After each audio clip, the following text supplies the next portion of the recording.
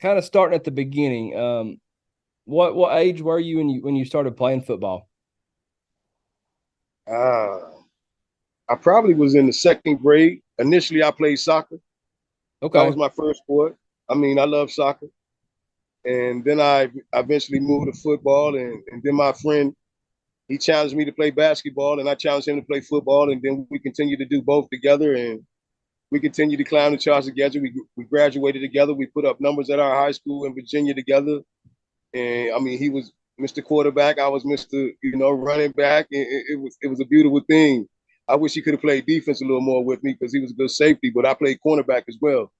And I eventually wound up playing running back, as you know. Oh yeah.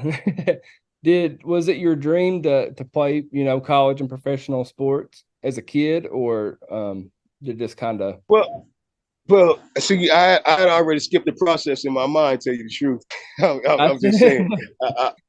My father was a Cowboy fan. My aunt was a Redskin fan growing up in Virginia. So I was like, I'm gonna play for one of those teams, and that was my aspiration and dreams. And I couldn't really get into John Riggins' style of running, so I got into Tony Dorsett's style of running, and that suited my style and my size, and that's eventually who I was emulating when I was out there on the field sometimes. And then when I saw, Walter Payton catching the ball downfield, out the backfield, and the game expanding, I knew I needed to expand my game. But those are the initial guys that I looked up to. And yeah, I always thought I was going to be in the NFL, but eventually I was thinking about college, and I actually was going to go to Miami and play defensive back.